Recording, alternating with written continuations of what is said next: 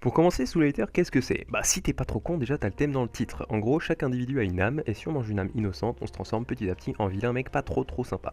Du coup, pour contrer ces connards, il y a des gens qui se transforment en armes, les armes démoniaques, et des gens qui manipulent ces armes, les meisters. Et en gros, le but c'est de capturer les âmes souillées et déviantes pour faire régner l'ordre, c'est un peu genre une police. Petite subtilité, en gros, si une arme graille 99 vilaines âmes plus une âme de sorcière, elle devient une Death Sight. Et en gros, c'est l'objectif de tout le monde. Bon allez, résumé terminé, let's go. Premièrement, les trois personnages principaux. Dans Naruto, on a un héros qui commence de rien, un génie du combat, froid et mystérieux, ainsi qu'une fangirl qui sert juste à faire joli. Tandis que dans Soul Eater, on a le fils du dieu de la mort, des The Kid, qui est lui aussi un génie du combat, prédestiné à diriger Death City. Cependant, il a un putain de gros défaut qui est super original, il est maniaque de la symétrie. C'est une caractéristique vraiment très sympa qu'il gêne au quotidien dans ses études et dans ses combats, et ce défaut rajoute un intérêt super intéressant au personnage, puisque l'on voit son évolution en tant que leader, mais aussi en tant que malade. Et puis voir un personnage qui réussit pas tout ce qu'il fait malgré son génie, ça fait du bien. Ensuite, la femelle du trio, Maka, qui mon dieu sert à quelque chose durant les combats et scènes importantes. Incroyable. Je suis le personnage féminin le plus intéressant des mangas. Non, non, non. Elle a un impact fort dans l'histoire de par sa relation avec Ronin, un des antagonistes principaux, ou tout simplement par son rôle au sein de l'histoire et du déroulement des événements. Elle ne fait pas figure de soutien puisque c'est elle qui va vaincre le grand dévoreur, et ce même si elle est la plus faible du groupe. Après, elle a quand même le rôle de la casse ambiance première de la classe, mais elle fait la part des choses et sait se rendre utile pour son équipe. Blackstar est le dernier descendant d'une famille d'assassins de grande réputation. Il est haï par beaucoup de monde à cause de son nom, et il a grandi seul. Cependant, il n'a pas cessé de se battre pour remonter la pente. Il ne fait pas la gueule et ne voit pas du noir dans toutes ses journées. Je vais me venger.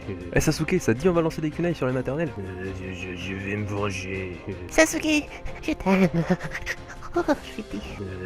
Je vais me venger. Il est humain et peut devenir un dieu. Il s'entraîne dur chaque jour pour y arriver et défie tous ceux qui l'estiment plus fort que lui, affrontant toujours ses responsabilités et n'hésitant pas à endosser celles des autres, et il ne recule devant aucun obstacle. Il est orgueilleux, mais observer son évolution durant l'aventure est très intéressante aussi bien physiquement que moralement. Je vais pas vous donner plus d'infos pour éviter de vous spoil si vous connaissez pas, donc allez lire le manga, ça vaut vraiment le coup. Numéro 2, la portée psychologique de Soul Eater surpasse celle de Naruto. Là où Naruto se voit plutôt sur l'émotion immédiate, le thème de la folie dans Soul Eater est un sujet très philosophique et proéminent dans l'œuvre. Abordé sur plusieurs angles, on voit la plongée progressive du monde dans la folie. Le ressenti des personnages ainsi que leurs actions sont très captivantes. Elle peut être apportée par n'importe quoi, la colère, l'ordre, la jalousie, et ne peut toucher n'importe qui, pardon. J'ai la flemme de faire le cut au montage, donc... Elle est d'ailleurs très bien représentée par le style graphique de l'auteur. Là où on peut distinguer assez facilement l'intensité de cette notion, la folie ressort parfaitement et nous met instantanément dans l'ambiance. La puissance de l'esprit est mise en avant puisque le mental des personnages est la seule chose qui les retient dans un état sain et stable. La devise du manga est d'ailleurs une âme saine dans un esprit sain résidant dans un corps sain. Cette phrase pose plutôt les bases de leur mentalité, je pense. D'autres thèmes comme les 7 péchés capitaux sont aussi développés. Tout un art qui est d'ailleurs consacré pour ajouter une branche au phénomène de la folie. On peut constater grâce à ce procédé que la folie est l'un des états les plus répandus dans le monde et c'est plutôt intéressant d'aborder ce thème de cette façon dans un manga. Un super méchant fixe. Dans Naruto, on ne sait pas vraiment qui est le big boss tout au long de l'œuvre puisqu'il change H24. Le côté manipulation étant tellement surutilisé que le concept même en est devenu ridicule dans l'histoire. Alors que dans Soul Eater, on t'annonce dès le début que le grand méchant c'est le grand dévoreur, et bah tout le long d'histoire, le méchant c'est le grand dévoreur. Ça reste basique mais on sait à quoi s'attendre et on n'est pas déçu. Durant les 25 tomes, le big boss est au moins présent dans les esprits vu qu'on sait tout le temps qui c'est.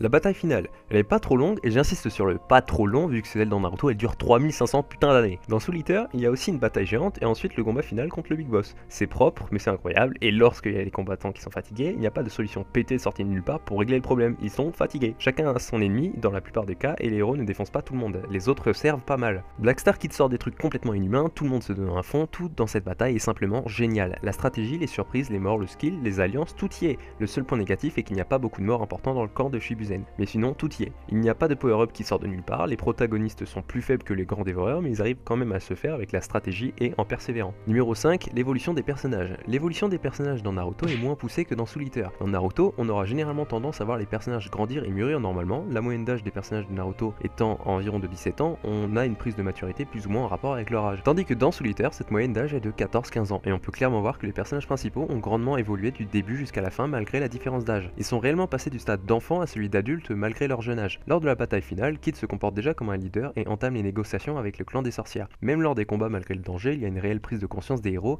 et un comportement vraiment adéquat à la situation en ressort. On ressent aussi que les personnages ont un vécu assez lourd qui leur permet d'avancer psychologiquement et ce plus que dans Naruto, en généralité.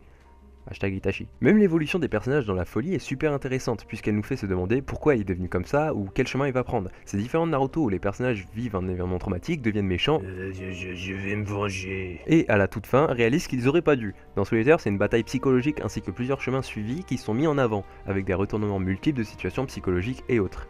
La vidéo se termine là, j'espère qu'elle vous aura plu, n'hésitez pas à me dire si vous en voulez d'autres dans ce style-là dans les coms, ou même une revanche Naruto versus Soul Eater, ça pourrait être sympa aussi. Ah, et avant de vous quitter, si vous voulez rejoindre le Discord d'anime et manga, faites-vous plaisir, ça a pour but de réunir le plus gros nombre de fans de manga et créer la plateforme manga la plus grande de France. Vous pourrez partager vos ressentis entre vous, vous conseiller, etc. Enfin bref, tu sais ce que c'est qu'un Discord, j'imagine, donc fais ta vie. Je vous souhaite une très bonne année et à la prochaine. Bye bye.